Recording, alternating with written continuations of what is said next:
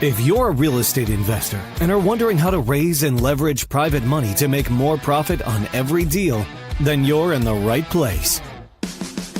On Raising Private Money, we'll speak with new and seasoned investors to dissect their deals and extract the best tips and strategies to help you get the money, because the money comes first. Now here's your host, Jay Conner. Hey, everybody. Welcome to another podcast with your host, Joe and Jen.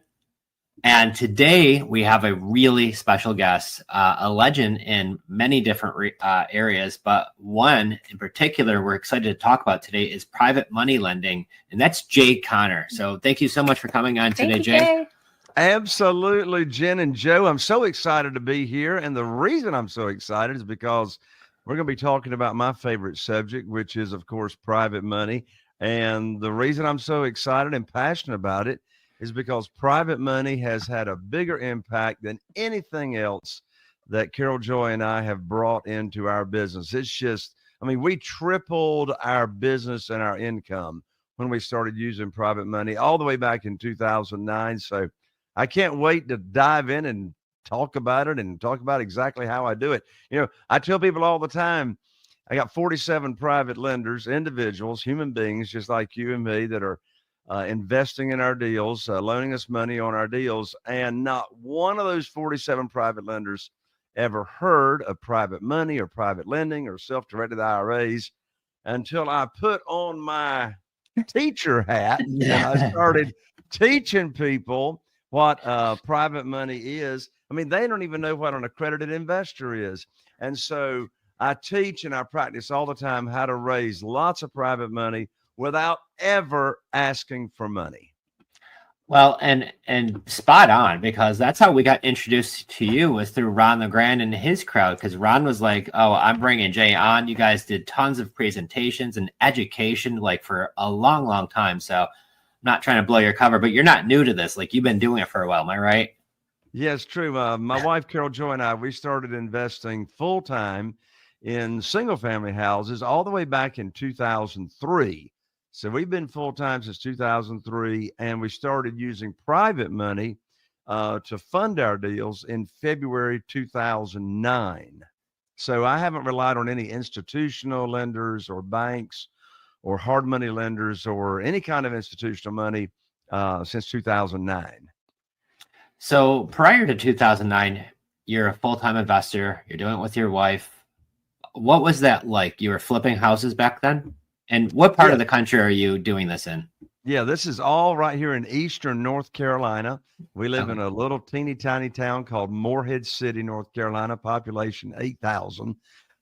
Our total target market that we invest in is only 40,000 people. We do 2 to 3 deals a month. Our average profit now is $82,000 per deal. And I don't share that to brag. I am not bragging when I share that, but I am sharing that to make a point. And the point is, you can make really, really good average profits and not have to do many deals. And you don't have to be investing in a very, very large market, which there's a lot of people out there that's got that misconception that you've got to be in a huge market. I'd rather be a big fish in a small pond and just dominate the market. There's a great argument to be made to be investing in the outlying areas or in the suburbs or in smaller areas, because that way you don't have to deal with so much of the competition like most real estate investors do. And averaging $82,000 every single deal you're doing is a fantastic number. So, well, on 2 to 3 deals as well, instead of having to do a crazy high number, like that's incredible. Because sometimes people get intimidated. I need a large team. I need to do 20 deals a month. But I can't wait to hear a little bit more about how you've been able to structure all this. Sure, absolutely. Well, it didn't happen overnight, that's for sure. In fact, I pretty much have to screw up everything and mess it up really, really bad to start with in order to figure it out, to get it, to get it smoothed out. So I'm glad to share my mistakes, the good, and the bad and the ugly, so other people don't have to make the same mistakes. Well, that's what we're here for, sharing our journeys along the way, because man, it is a lot going on, left, right, other, keeping up with everyone and everything. So yeah, let's talk about this private money. I'm very intrigued. Well, yeah, because I want to talk about like, what was that shift? So you're doing deals before that. So before like 2009-ish, you were doing it probably like lenders and banks and credit and all that stuff. But then 2009 is when you guys made that shift to private money. Yes, and it's been my experience and what I have observed with most other real estate investors. There's pivotal moments. There are triggers. There are things that happen in your life, things that happen in your business that changes everything and can change everything for the better. Well, here's what happened. In other words, I just didn't wake up one morning and say, hey, I think I'll go learn about private money and go raise some money. No, it was out of need. It was out of need of having to do something different. So from 2003 to January 2009, as I said, I just relied on the local bank to fund my deals. That's all I knew to do. I thought that you just had to go, apply. You had to go to the banker. You had to get on your hands and knees and put your hands underneath your chin and say, please fund my deal. And, raise your skirt up so they can look at all your personal assets and look at your financial statements and your credit score and all that stuff. I thought that's the only way to go. Well, that worked great. That worked great for me for 6 years until January. What was that pivotal moment? So until January 2009, I had 2 houses under contract. I thought I still had a line of credit at the bank. And so I called up my banker. His name was Steve. And the bank, they're no longer in business. They got bought out. Anyway, it was BB&T, Branch Bank and Trust, was the bank that was funding my deals. And I called up Steve, my banker, and we had a little chit chat. And then I told him about these 2 deals that was representing over $100,000 in profit and the funding required for the deals. Well, Steve and I had this same kind of conversation many, many, many times for 6 years. And so I learned like that. I mean, in a second, Steve informed me that my line of credit had been closed with no notice and that the bank was no longer loaning money out, commercial money out to real estate investors. And so I said, Steve, what in the world are you telling me? Why has the bank shut my line of credit down? I've always been, good on my payments, good relationship. He said, Jay, don't you know there's a global financial crisis going on right now? I said, no, but now you just gave me a global financial crisis because now I got these 2 deals under contract that I can't fund. So I hung up the phone and I sat right here at this very desk. And I'm going to share a question, Jen and Joe, right now that I ask myself. And this question that I ask myself can help fix any problem that your audience is facing right now, whether it's personal, relationships, financial, health, career, doesn't matter. And here's the question I asked myself. I said, Jay, who do you know? It's not how, it's who. Who do you know, Jay, that can help you with your problem? And by the way, these people running around saying every problem's an opportunity. I want to throw up. I didn't have no opportunity. I had a problem. I didn't have a way to fund these 2 deals. And so when I asked myself that question, who do you know, Jay, that can help you with your problem? I immediately thought of Jeff Blankenship, good friend of mine and Carol Joy's. He was living in Greensboro, North Carolina at the time, and he was investing in real estate. So I called him up. I told him about my conversation that I just had with my banker. And he said, well, Jay, welcome to the club. I said, what club is that, Jeff? He said, the club of losing your line of credit at the bank. He said, my bank just shut me down last week. I said, well, Jeff, how are you going to fund your deals? And he says, well, Jay, have you ever heard of private money? I said, no. He says, have you ever heard of self-directed IRAs and how regular people, individuals can use their retirement funds to loan money out and be a private lender and fund your deals? You ever heard of that? I said, no. He says, well, there's this gentleman down in Jacksonville, Florida, by the name of Ron LeGrand. And Ron LeGrand can teach us about private money. I said, well, Jeff, what is private money? He says, I don't know, but Ron says we can get a lot of it really, really quick. I said, okay, good. Let's go learn about private money. So in February, that was the next training in February of 2009. That was my very first Ron LeGrand training that I went to. And I went there to learn about private money. And I did. I learned what it was. I learned that it was all about 180-degree shift in your thinking. I tell people all the time, it's very hard to own real estate until you own the real estate between your ears. And so I learned really quickly that this world of private money is not about applying. It's got nothing to do with your credit score. And the biggest shift in my thinking was that in this world of private money, we make the rules. We, as the borrower, make the rules. We set the interest rate. We set the frequency of payments, and it's non-negotiable. I mean, it's our program. And so I learned about it. I put my program together. I came back home, and what did I do? I didn't ask anybody for money. I put on my teacher hat, and I started out with my own network. People that I go to church with, people in my cell phone, people that I consistently was seeing every week. I joined Business Networking International. I blew up the size of my network very, very quickly. And so I was able to attract, without asking for any money, I was able to attract $2,150,000 in new funding available to me of private money in less than 90 days. And so people will ask, they say, Jay, that sounds fantastic, but I'm still confused. How do you get your deals funded and you're not asking for money? So here's the secret sauce. Here's the secret sauce. We separate the conversations with new potential private lenders, people in our own network. We separate the conversations of teaching what private money is, how they can get high rates of return safely and securely.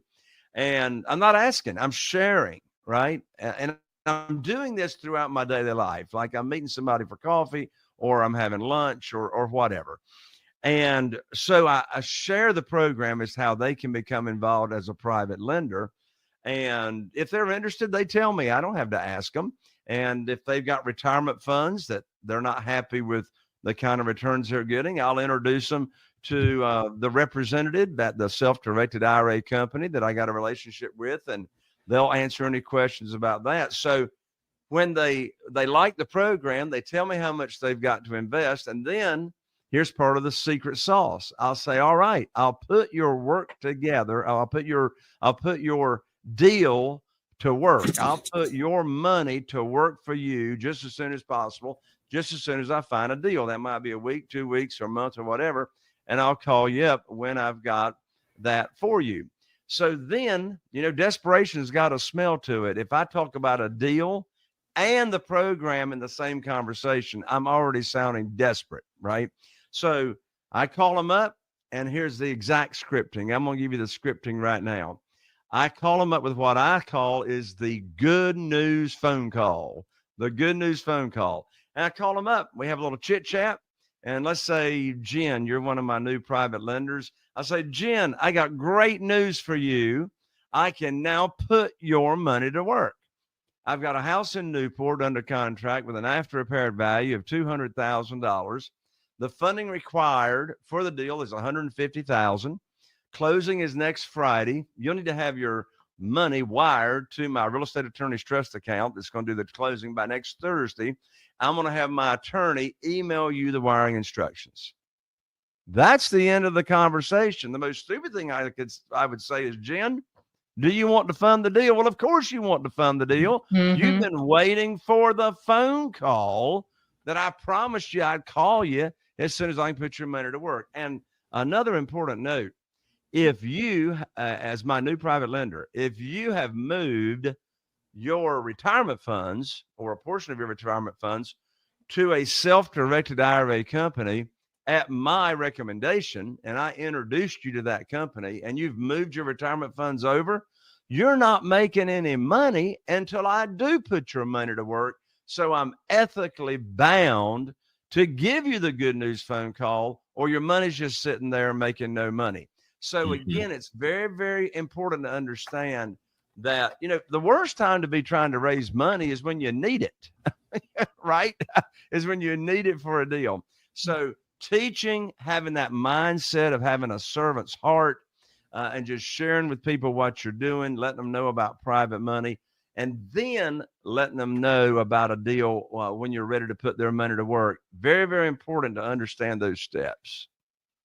Wow. I mean, you just gave like a whole mini course for everybody listening. So if you're listening to this and your head, just stop and rewind and get your notepad and just jot all those in the script, how to separate those two things. Like, holy smokes. Like, you just made it what sounds a little intimidating. I'm not going to lie. Private money sounds like, oh, that's for other people. But you just really broke it down. It doesn't sound that scary now. But private money is really easy. It's really simple as long as you understand this whole mindset and the process that's involved. And it's not, it's not overnight necessarily. I mean, there's people that you've got connections with that are just sick and tired of, they're not getting any returns on their money. But I've got some other private lenders that when I first told them about it, it might be a year or 2 years down the road before they were ready. So that's why you always want to be sowing. It's all about sowing. It's not about reaping. That's why you always want to be planting those seeds, because you never know when somebody's going to be ready or who they're going to tell. Of those 47 private lenders that we have, there's quite a few of those I've never met them in person. They've been referred to me by other private lenders that are funding our deals. And so we've just talked over the phone, never met them in person. And that will happen automatically. You'll start doing business with individuals and, they talk, they tell their friends, their connections, about this great, program. And so the word spreads. So I want to go back in time. So now it's 2008. You have the light bulb moment, or 2009. You have the light bulb moment. Oh my gosh, there's this thing called private money. You start putting it to work, what you learned. You went and got the education from one of the best, was Ron. Love him. And then obviously now, like, what did that do for your business? Like, did it, like, now you've got access to funding? Like, what was that like? Is that why? So the immediate benefit was, and there's lots of benefits, lots of reasons I love private money over instead of institutional money. But one huge immediate benefit is our business tripled the first 12 months in 2009 when we started using private money. And here's why it tripled. It tripled because you had all those foreclosures that were going on in 2009, because people had all those mortgages that should have never been approved for a mortgage. So you got the foreclosures were flooding the market, and simultaneously the banks stopped loaning money to real estate investors. So if you were going to invest in those foreclosures, you had to have other funding because you weren't going to borrow it from the bank. You either had to have your own money or you had to have private money. So I was able to pick and choose, because of private money, all those deals, which ones that I wanted to do. So that's the main reason that our business tripled. Another reason that our business increased and still has today, right on through now, is because I had a limit to my line of credit at the bank. And so I'd have deals come across my desk. Now, of course, you all know if you can buy creatively, you're going to buy creatively. If you can buy subject to the existing note, you will. If you can buy with seller financing, you will. But as you all know, the majority of the deals, of the off-market deals or any deals, require all the cash. And so with private money, there's no limit to the amount of private money you can have and use. There's no limit to the number of private lenders that you can do business with. So it's like the handcuffs were taken off. The financial handcuffs were taken off. So I didn't have to pass over any deals that I wanted to do. When I was borrowing money from the bank and I had a limit to my line of credit, I passed on deals all the time. I couldn't wholesale them because there's nobody around here to wholesale them to. Right? So you got a business, you see a shift happening, you pivot quickly, adapt to what's currently going on in the market, and with that right pivot, 3x your business when a lot of investors back then were going out of business. Absolutely. So, Absolutely. this is the part of, getting around the right people, because if it wasn't for your friend who even recommended to go to the training, like who knows what would have happened, would have happened. Exactly. So, Yeah, I was just going to share a powerful formula that I did not know I was using the formula when I executed and implemented what happened in that story that I just shared. But there's a formula that I learned from Jack Canfield, co-author of all the Chicken Soup for the Soul series books. And this formula is the following. This formula will help fix any problem. And the formula is E plus R equals O. Now, most people, and I'll explain what that is, most people are walking around with a different formula, a different mindset. Most people are walking around with a different formula called E equals O. The E stands for event. Whatever that event is that happens in your life, whether you brought it into your life or you didn't, something happens in your life, the event. Well, in my story, what was the event? I got cut off from the banks, right? So that was the event. Now, most people walking around are living with this formula, E equals O. The O stands for outcome, or the result of that event, or how it is you're experiencing life after that event. Well, that's called a victim mentality. That's also called not being 100% responsible for everything that happens in your life. So the better formula is E plus R equals O. E is the event. The R is your response to that event. And guess what? You can choose whatever response you want to whatever happens in your life. And it's your response that dictates the outcome. It's not the event that dictates the outcome. It's your response to that event. So I had different responses that I could have done to the event, being cut off from the bank. Well, I could have quit. I could have said, oh, well, the banks aren't loaning money. Guess I got to go to the house, right? Can't be a real estate investor right now or anymore. Or I could have, and I did, say, okay, what are the other options that we've got? So I asked myself, who can help me with my problem? Was the response that was going to take me down a road. And you know what? If I hadn't responded to the event the way that I did, I wouldn't be here on your podcast. Yeah, it's so true. Such valuable information right there, for sure. And it's really interesting. Like when you come on that fork in the road, like that one little turn could, change the whole trajectory of your life. And so now here you are, fast forward, I've seen you on stages with Ron. I've seen you have your own things happening and your own events and things like that. So you've been doing deals a lot now over the last few years. Fast forward to like, what's business like today for you guys?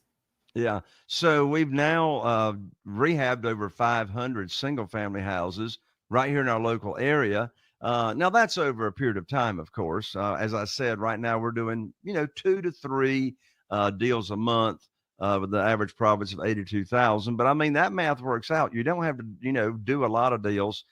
The majority of the deals that we are doing are flips because that's where the big money is. However, when I buy a house on terms, such as buying subject to the existing note or buying with seller financing, the general rule of thumb is if you buy on terms, of course, we're talking about off-market houses. I mean, there's nothing in the multiple listing service. I mean, we have no inventory. When we put a house in the multiple listing service with our realtor, I mean, there's multiple offers and, it's going right away. But the general rule of thumb is when you buy on terms or buy creatively, then we're going to sell on terms. If the house doesn't need a major rehab, sell it on rent to own or lease purchase. But the majority of the deals out there require all the cash. So I don't want to leave cash or private money buried in a property. So with that being the case, the rule of thumb is if you buy on terms, sell on terms. But if you buy with all private money, all cash, then you're typically you're going to want to cash out, get it sold instead of leaving the money buried in that property. Mm-hmm. Right. So write a big check to buy it, but get a bigger check back in a short time. Oh, let me tell you, that's another reason I love private money, Mhm. because I always bring home a big check when I buy the property. I mean, who wants to get paid to buy properties, right? When Yeah. I was borrowing from the bank, I had to, take a large down payment, to the closing table when I buy. But in this world of private money, we're able to bring home a check when we buy. The phrase on my real estate attorney's check stub is excess cash to close. And I love excess cash, right? And so the way this works is I do not borrow more than 75% of the after repaired value. I didn't say 75% of the purchase price, right? 75% of the after repaired value. So if I've got, say, an after repaired value of $200,000 on a single family house, if it needs rehab of, say, $30,000 or $40,000, I'm going to buy that house all day long for either 80, 90, or no more than $100,000. Well, remember the formula. If I can borrow up to 75% of the after repaired value, well, 75% of $200,000, I can borrow $150,000 on that particular deal. Well, here comes $150,000 from my private lender being wired to my real estate attorney's trust account for the closing. But if I'm buying it for $100,000, that's excess cash that's funded of $50,000. So I'll bring home that $50,000, well, less some closing costs, and I'm going to use the majority of that $50,000 for the renovation, for the rehab. And then I'll keep most of the money on the difference of selling it and what I still owe the private lender, because we do interest only or just accrue interest and don't not even make any payments when we're borrowing private money. So that's the way the cash flow works. I don't know of another way to get a large infusion of cash in your checking account than using private money to fund your deals. So, okay, if you're listening to this and you're like, whoa, like, what did he say? So Jay just broke down the technique. I heard you talk about this at a seminar, Ron, years and years ago. And you're like, yeah, I actually get a check when I buy it, and then I get a bigger check when I sell it. I get another check then too. And I'm like, whoa, you're getting paid twice on the flip, right? That's right. Yeah. And you found the numbers to fall into, so long as it fits this criteria and it works. And I think that's the art of having private money, is you're able to call these shots and make it a win for your lenders too, because now these folks who are lending you money, they're getting good returns on this money, right? They're happy that you're putting their money to work. Oh yeah, I'm paying them 8%. And people ask me, they say, well, and by the way, I've been paying my private lenders 8% ever since February 2009, and I'm paying them 8% today. And they say, wait a minute, Jay, how are you paying your private lenders? How can you do that? How are you paying them 8% still today? And interest rates have gone up, out the ceiling. How does that work? I said, well, here's the way it works. Prior to COVID, the 12-month average certificate of deposit yield at the local bank, it got down to 0.17% average. Well, you can go down to First Citizens Bank right here on Bridges Street in Morehead City, and you can get a 12-month CD now for 4.5%. Just checked it day before yesterday. So that's the difference. And they say, Jay, that's gone up multiple times since COVID. I said, that's right. I said, there's two reasons why I still pay my private lenders 8%, the same thing I was paying them in 2009. They say, well, what's that? I said, well, first reason is I make the rules, not them, right? I make the rules. I set the interest rate. And the second reason that my private lenders absolutely love me is because 8% is still about twice as much as you can get at the local bank. And I'm not borrowing unsecured money. We're collateralizing it with the real estate. So that's the thing that, you want to get straight in your mind if you're listening to this podcast, is that we make the rules. You always bring home a big check. Your credit score's got nothing to do with it. There's no limit to the amount of money you can have. And there's no appraisals. I never have to get an appraisal on the property. I just use my realtor's comparative market analysis. And in fact, there's about 20 reasons I love private money, but right there, what I gave you is big enough reasons if that's all there was. Love it. I mean, like, wow, crash course on this stuff. So, like, okay, I'm a real estate investor. I'm listening. I'm watching. Like, how do I get started in this, Jay? Is there like more like, how do I learn, or what is that? Absolutely. Well, thank you for asking, Joe, because I just launched my brand new 7-day private money challenge. And here's the way it works. I've just recorded these videos, and they're only 15 to 20 minutes long. And as soon as someone enrolls in the 7-day private money challenge, you will immediately receive the first video in your email inbox. And then the next 6 days at 10 a.m. Eastern time, you'll get each subsequent training. I promise you, come join me in the challenge. You'll learn how to raise private money very, very quickly. And I promise you, we'll have a lot of fun while we're doing it together. So I got a simple way for you to get enrolled. You take your cell phone and you type the word challenge, just the word challenge, CHALLENGE, type the word challenge and text it to the number 58885. So again, come join me in the 7-day private money challenge. And you just take your cell phone, type in the word challenge, and text the word challenge to the number 58885, and I'll send you an immediate reply, and you'll have the URL you can click on, and come join me for a bunch of fun and get a bunch of money.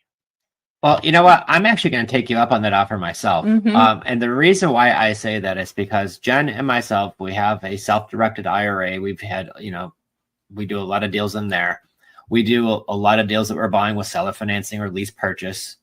With a wrap, and then we do the lease option when they move in. So buy in terms, sell in terms, same as you. That's right. But what we're finding is, and I don't know if there's just less investors out there or what it's looking like, high rates are scaring people away, but we're finding quite a fair amount of deals right now.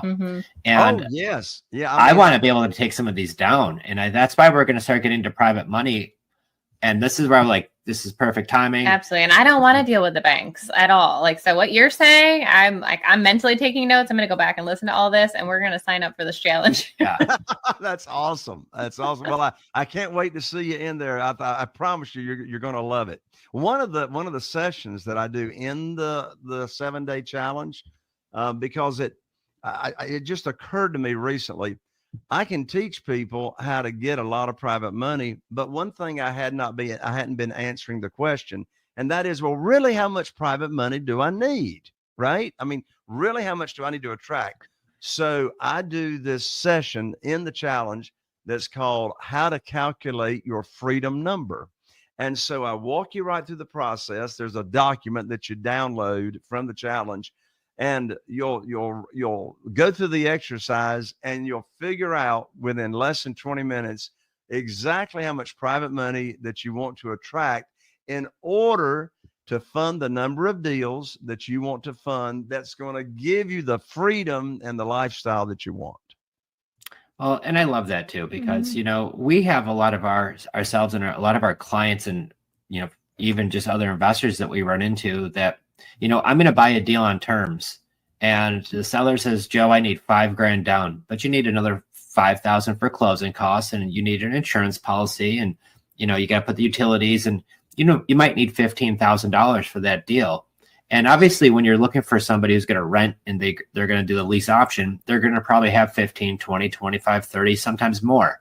So, but even sometimes just finding one of your private lenders who might lend you that 15,000 until you find your renter who's going to do rent to own 2-3 months later, you can now have even that. So this is why private money, it could go great for fix and flips.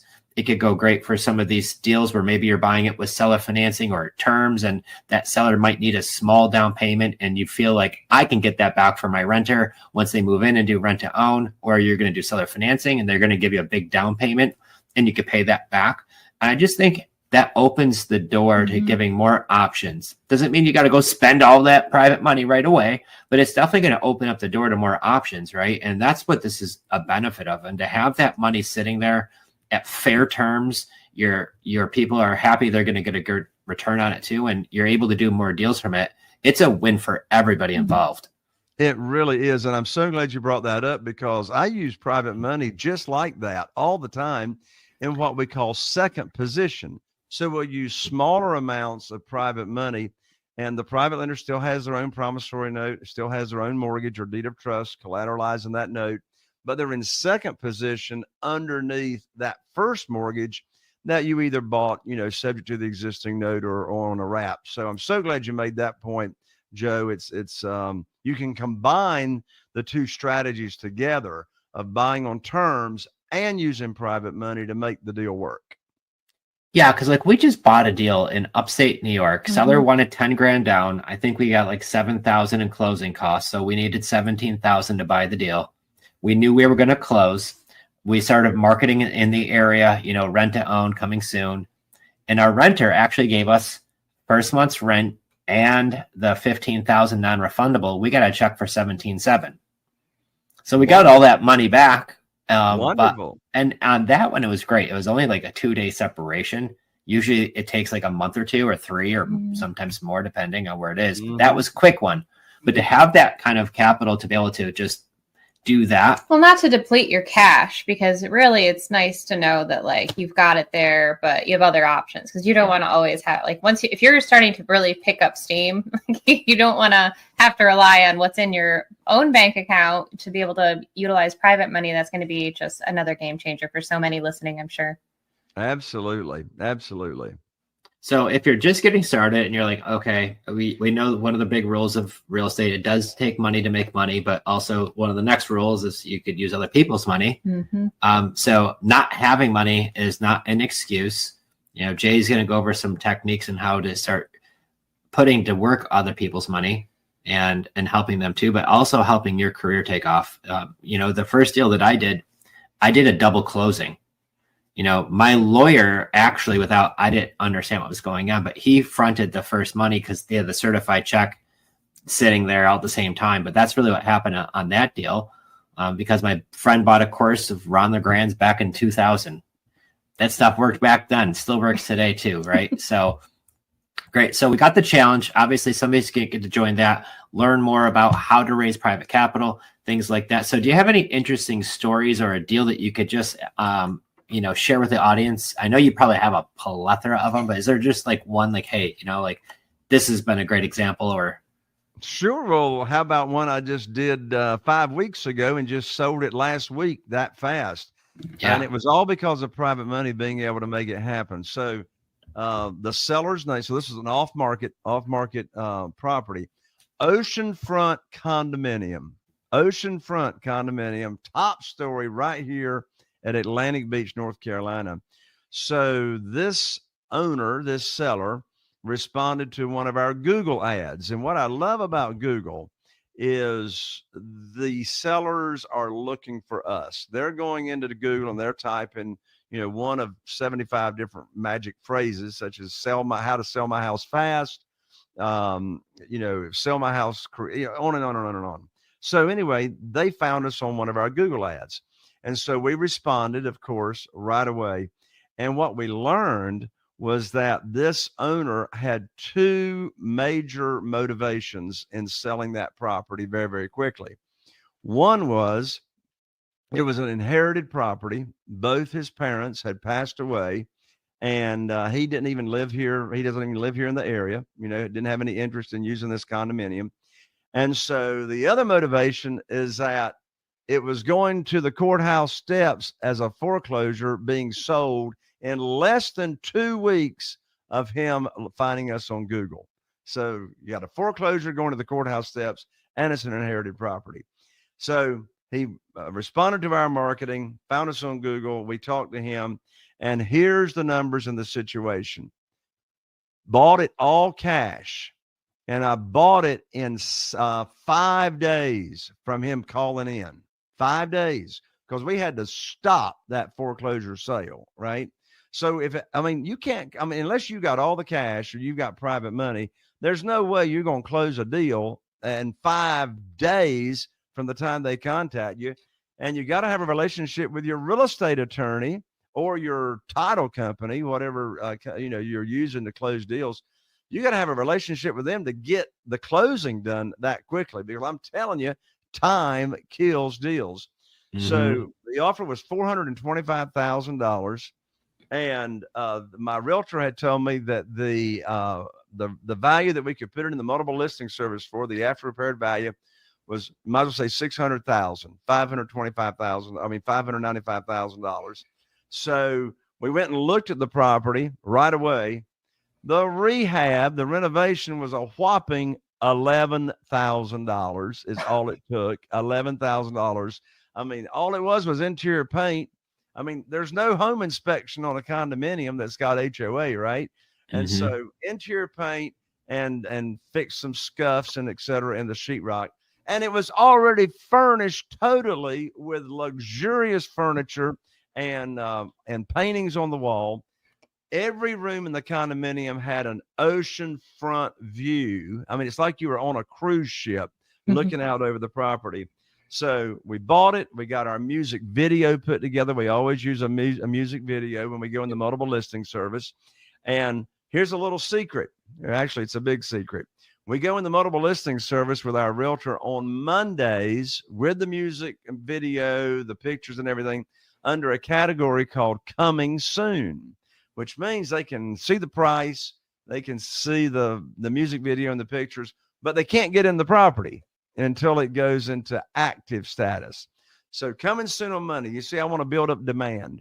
And so on Friday, we go active. Well, on Thursday night, before going active, I had 2 all cash offers, no appraisals, no nothing, sight unseen. They hadn't even been inside the property. They were looking at the music video. Well, those were low ball offers. Didn't accept either one of those. But then on Friday night, the first day we went active, I had it listed for $595,000. First offer came in all cash Friday night for $615,000. And then an offer right behind that came in all cash, closing 10 days, $628,000. So we sold that oceanfront condo for $628,000. I bought it for $425,000. That's a nice little $200,000 thing, right? Yeah. I had the $11,000 in interior paint. I did pay my realtor 5% and happy to do it. Paid him a little over $30,000 for the sale. So that was a $170,000 profit in 5 weeks from the time. That's a bell ringer right there. Wow. Now, what's the lesson? What's the lessons here? Number one, if I didn't have access to private money, I couldn't have closed on that deal prior to the foreclosure sale, right? But I closed in 5 days. So private money was the key. Having that Google ad in place was key. Having the relationship with my real estate attorney that I could do a fast closing was key. And then having that music video and professional pictures and coming soon on Monday and going active on Friday, all that just worked together to make the deal happen. My gosh. And knowing you probably got a big old check just for even buying the deal. Of course I did. I didn't borrow just $425,000. In fact, as a matter of fact, I think I borrowed like 500. Bought it for 4. Yeah, I think I borrowed like 500,000, just an even 500,000. So I brought home like a $75,000 check, but I only used 11,000 of it, and I didn't mind going ahead and borrowing that amount of money because I knew I was going to cash out very, very quickly. Yeah, right. And you're doing it in 5 weeks. What a story. It's so inspirational. And I hope you hear that and don't think, oh, I could never do that, because you totally can. It's like Jay said, it's a mindset shift. So work on the real estate between your ears and go sign up for that challenge. I'm going to put that up here one more time in case you missed it. But oh my goodness, 7 days, all Jay, going into private money and hearing more about how to utilize other people's money and not having to go to the banks. And again, we're all about helping people out. So if you didn't have all of those things lined up, Jay, you wouldn't have helped that gentleman that reached out to you, right? Like the Google ad, and that was a situation. So, and that was a big win for him. I mean, the mortgage payoff was like $325,000 or so. So the seller pocketed $100,000. Amazing. So does this only work where you live, or does this work everywhere? Like, it sounds great there, but like, okay, I live in the middle of, we live in Florida, but like, I live in Texas. There's no ocean. Does this work here too? Yeah. Absolutely. Well, it works where there are properties and where there are people. You got to have people and properties. There you Yeah, go. exactly.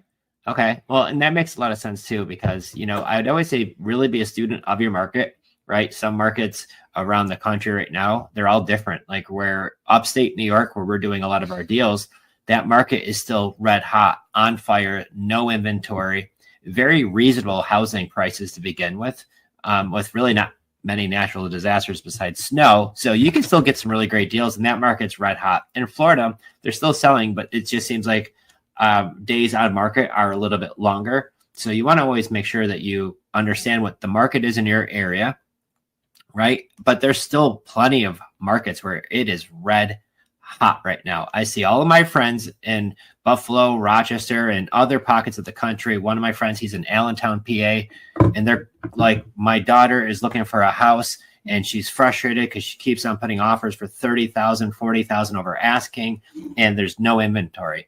Like, guys, go find a deal there. Yeah.